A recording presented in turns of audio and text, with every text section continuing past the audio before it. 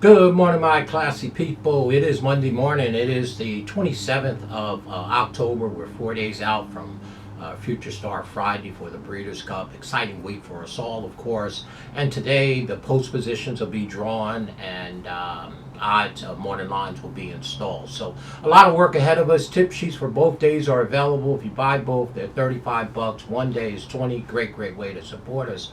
Well, before we start to do the analysis later this night later tonight, when the post positions come out, and we'll do our analysis of 5, 6, 7 races. None bigger than the distaff for me. But I thought betting strategies, I always do a small betting strategy from my opinion, how I do it, okay? And get it out to the public, okay? So let you know my thinking and my opinion for sure on how I attack the Breeders' Cup races. Big purses, big payouts like that. So I believe we should have a betting strategy. The number one thing that I believe that most wagerers, let me just say, one of the biggest things that I used to struggle with was the two things that make people that gamble or whatever is, first of all, is money management, right? Usually most bettors are very poor with money management. Not saying that you are. I had to learn that. And of course, discipline, right? You got to have those two things. So that's how we start to think, or at least I do, as I get closer to making a wager in this year's Breeders' Cup. Bankrolls. What are a bankroll? Well, you figure out this is how much I have for the weekend. Let's just use the round number of $100, right? Small, but let's use it for this video.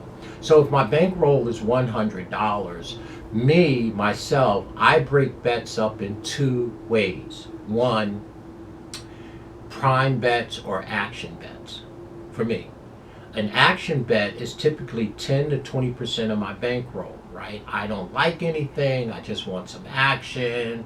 I demand value in those races. So if I got $100, 10% would be like $10 or maybe $15. It's an action bet. Don't have a big opinion, right? A prime bet is a bet where I'm willing to bet 20 to 70% of my bankroll, okay? Because I've targeted certain races, in this case, that I would like to attack. Like, let's take, for instance, there's really only two races that I am really interested in terms of a prime bet. I do like the juvenile turf sprint race. Okay, I got a small opinion there, but it could be a prime bet for me where I could spend 20-30% of my bankroll, but not as much because they're 2-year-olds, and 2-year-olds anything can happen. But I do want to put some money in that juvenile turf sprint race if this horse draws in. The other prime bet that I know I'm going to structure most of my bets around is I have a horse, one of my stable horses, it's a girl, she's in town, in the distaff, right? I mean, and of course it's one of my favorite races. Everybody knows I love fillies, but the distaff may be my favorite race of all the Breeders' Cup races, right? But there is an opinion that I have in there. I believe if this horse draws in, get the right post position, get the right odds or value, yeah, I'm willing to make that a prime bet for me. So me knowing that the two races that I want to attack on Friday and Saturday, that's where the majority of my money will go. Now, I'll play the other races, pick 3s, pick 4s, and pick 5s, right? So, now that we understand what a prime bet is for me and what an action bet is, okay? Action bet, no big opinion, just want some action, maybe play some dollar doubles and pick 3s. Prime bets, yeah, I'm ready to push the chips in the middle of the table.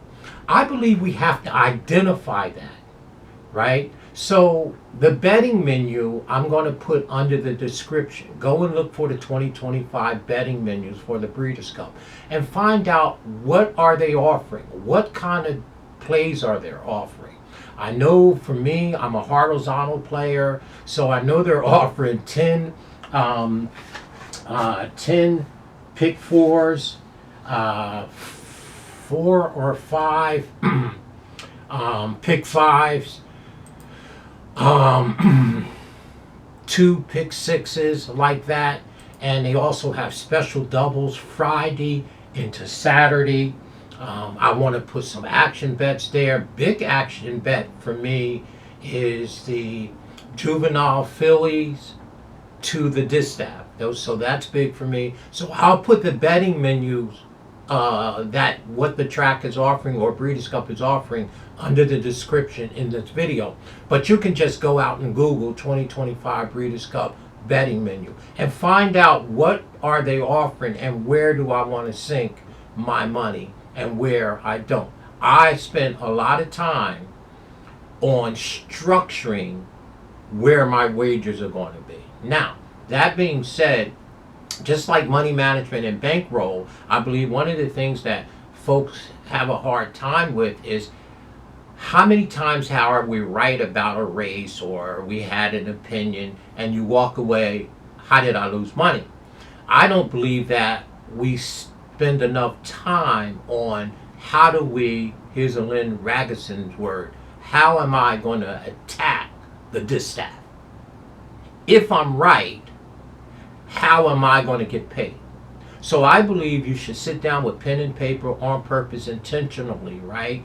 And figure out, okay, I'm going to bet to win vertically, right? I'm going to bet to win. I'm going to play superfectors, trifactors, and realize this is a prime bet, so you can't miss, okay? Because if you're right, you want to walk away with some bread, okay? So structuring your tickets is a huge thing when it comes to racing.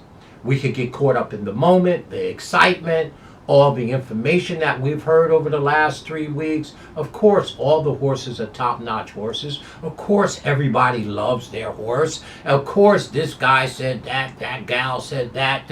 At some point, we have to put all the noise aside and stand on what we believe.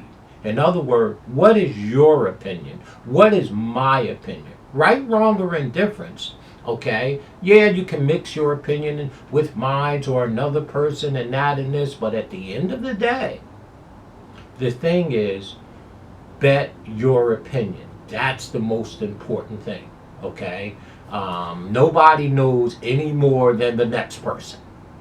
Trust me, and you know a lot more than you give yourself credit for. So me, I'm not a defensive player. I'm an offensive player, right? I have my thruthers. I believe my process, right? And I stand on that. Let's just take journalism. Again, no disrespect for him. Let's take Baeza. Well, at some point as a player, I have to make a call. I can't play all 7 or 8 horses in the Classic. So at some point, I said that I don't believe journalism is going to win the race or Baeza. Now, can they? Sure they can. These are top-notch horses. But me as a wagerer, I have to make a stand. I have to plant my flag on Speed King Hill. No, he didn't. Right? So we have to make calls. Difficult as they are, you got to make them. See, if you're defensive, you're afraid of every horse in the race. Me, I don't look for reasons to bet them. I look for reasons to throw them out. Why? Throw them out. You got something that you don't like, that you're not willing to take them. You may not like them today in today's race, but you may love them a month from now. That's allowed. So structuring our bets is extremely, extremely important. Once you figure out where it is that your strong races are, and for me, I love the distaff. I'm going to play a lot of races, but I love the distaff. And I'm going to probably put a bunch of my money into the distaff. I love the juvenile filly sprint or the turf sprint, one of them, right? The one with Schwarzenegger in it, that race. It is not Schwarzenegger, the Wesley Ward horse, not him. And a couple other horses, but there's a horse in there that I really want to play, kind of sneaky good in my opinion, like that. So where is it that I want to attack? So if there was one race where I had to put 80% of my money in, or 70%, including the juvenile day on Friday, it would be the distaff. So right away, when I sit down with my pen and paper on purpose, I'm going to go to work on that race. Whatever my horse is in the distaff, if the horse is 8 or 9 to 1, well, of course, the first thing I'm going to do is play my horse to win. because I don't want to start getting in horizontals, doubles, pick threes, and miss unless I'm willing in those races. So again, I had to learn that over time because I've had horses that I like. I put them in pick threes and pick fours and pick fives. The horse wins, pays $18, for example, and I end up missing those races, the rest of the legs, right? That's a horrible feeling. So the first wager for me is, if the value's there, win whole. Then go to what I love to play. I love to play doubles. I love to play pick threes. I love horizontals because I get the chance to pick multiple horses. And to me, if you give me 2-3 picks in a race, I think I'm pretty good at that point, like all of us are. So structuring your wager, where am I going to attack? Where is my strongest belief or opinion? Where is my strongest opinion in what race? And how am I going to attack it and make money if I'm right with my opinion? Betting, structure, and bankroll. Remember that, for me, my opinion. And the next thing is, we talked about the best opportunities. Where is my best opportunities, in my opinion? Okay, where am I willing to do? What are my action bets? What are my prime bets? I'll play some pick threes, this race with this race with this race. They're 50 cents. I'll take 2 by 3 by 2. Those are action bets. You see? So 10%, 15% of my bankroll. Prime bets, I'm willing to push it in there. Where are, in my opinion, are the races that I really have a strong opinion. Right, wrong, or indifferent. Right? We're going to be wrong more times than we're right. But the day that we're right, we want to collect the money. Mr. Ragusin told me, learn to attack the race. That means if you like it, and I like this horse in the distaff, and it's great value, and I want to play the trifecta, well, you probably want to will the horse. That way, and then you could come back and play tries the way you want. But if I got a 9-1 and the field is 14 horses and I'm right, well, if my horse win, it's really a win bet. Will him. Okay? That's out of the way. Put money on him to win. Now play some of my pet plays. Pick threes, pick fours, pick fives with my top horses that I like in various races. So, that's the betting strategy. Remember, go and find out what races are offered over the 2 days. The special doubles, right? They have those special doubles. Juvenile race.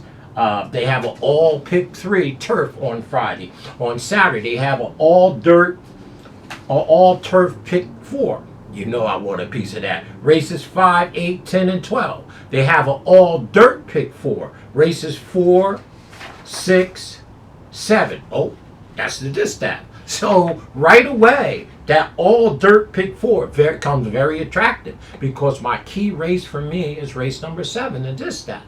So if I play it, I need to go deep in races 4 and 6. I love 7, and race 9.